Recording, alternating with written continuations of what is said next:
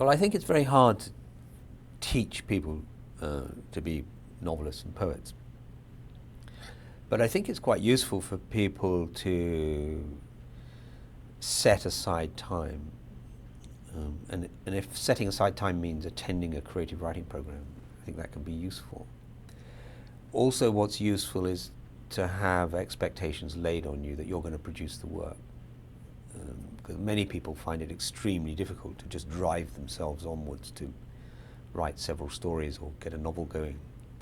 And again, I think creative writing programs are useful for that. That said, I think that we can suffer a bit from too many writing programs, and I've often thought that here in the States, where it's so well established, the one aspect of it one of the aspects that alarms me is undergraduate writing programs.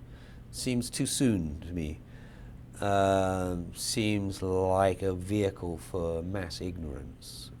People need to do reading, and writers need to read. So I would say any creative writing program really should be for graduates. It shouldn't be a course of study for undergraduates. The other thing is, I do wonder sometimes whether having so many writers sequestered on campuses across the United States means that writers are cut off from cities or from the countryside or from original places. When I think of an older generation that includes Saul Bellow or Roth or famously Updike, who sort of quit his Manhattan, New Yorker life to go and live in a small town in New England. That kind of engagement, I think, could come under attack if too many writers are just sort of English professors. Just English professors with a little bohemian edge.